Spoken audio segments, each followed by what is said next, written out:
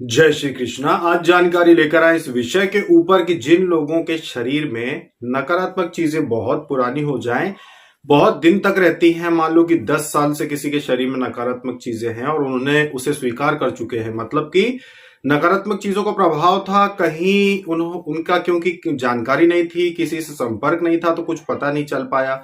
अब उसके बाद वो अपने आप को ठीक नहीं करा पाए, इसके बाद क्या होगा? देखिए, अगर कोई भी व्यक्ति, सबसे पहली बात तो ये रहती है कि जिनकी उम्र 60 साल से ज्यादा हो, 60 वर्ष से ज्यादा जिनकी उम्र हो जाती है, उनके ऊपर से नकारात्मक चीजें जो होती है वो हटना थोड़ा मुश्किल हो जाती हैं, क्योंकि उनके अंदर वो चीजें पूरी तरह से जुड़ चुकी होती है उनके शरीर से पूरी तरीके से। तो अगर उन चीजों को दूर भी किया जाए तो एक प्रकार से उसकी तकलीफ शरीर में बनी रहती है, क्योंकि ये चीजें बहुत बार ऐसी देखी गई है कि जिनकी उम्र ज्यादा है 60 साल से, उनके ऊपर से प्रभाव हटाना थोड़ा मुश्किल रहता है, वो नहीं हटता है, असर रहता है उसका।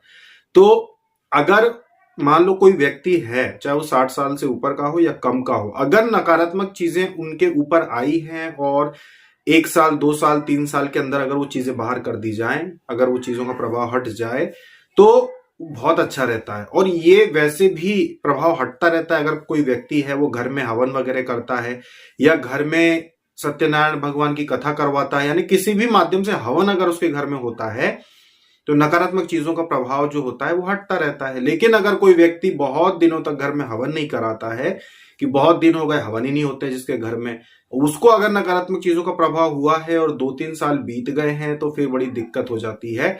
उसके ऊपर से फिर नकारात्मक चीजों का प्रभाव हटना थोड़ा मुश्किल हो जाता है, फिर बहुत समय लगता है, लंबी विधि होती है, तब जाके वो प्रभाव हटते हैं। और अगर मान लो कि 60 साल से उम्र ज्यादा हो गई, जैसे मान लो 10 साल हो चुके हैं किसी के शरीर में नकारात्मक चीज के रहते रहते, और फिर उसको हटाना एक प्रकार से बहुत मुश्किल होता है। प्रयास करेंगे भी, कहीं जाएंगे भी, दौड़ भाग भी करेंगे तो वो चीजें फिर हटना पूरी तरीके से मुश्किल नहीं है, कुछ ना कुछ असर छूट जाएगा। ऐसा देखा है कुछ लोगों के साथ जिनके साथ जीवन का एक लंबा समय बीत गया नकारात्मक चीजों के साथ। इसीलिए हमारे सनातन धर्म में समय समय पे पूजन पाठ हवन इत्यादि का कहा जाता है। लेकिन जब लोग उसका देखा करते हैं, लोग उन बातों पे ध्यान नहीं देते, तो फिर उनको बहुत सारी समस्याएं जीवन में आती रहती हैं। अन्यथा अगर लगातार कभी हवन हो रहा है, घर में कोई पूजन करवा रहे हैं, आप कोई भी अच्छा कार्य करवा रहे हैं, तो इन चीजों का प्रभाव जो रहता है वो दूर हो जाता है। अगर आप कहीं पे नया घर ले रहे हो, नए या किराए का मकान आप ले रहे हो, दूसरी जगह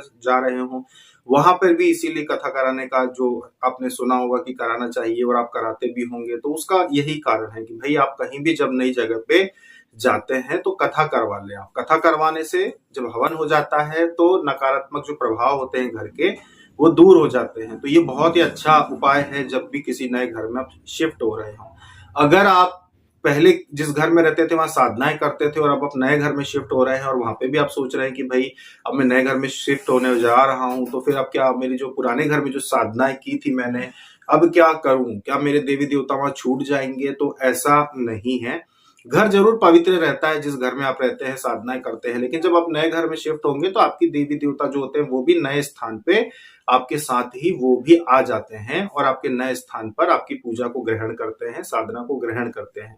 तो इसीलिए घर में हवन पूजन से सारी चीजें जरूरी हैं, समय समय पे करते रहना चाहिए, तो इससे घर की पवित्रता बनी रहती है। तो ये थी जानकारी बहुत महत्वपूर्ण, जिससे कि आप लोगों के मन में जो शंकाएं होती हैं छोटी छोटी बातों को लेके वो दूर होगी, आपको सहायता मिलेगी। अभी तक के लिए इतना ही। जय श्री कृष्ण।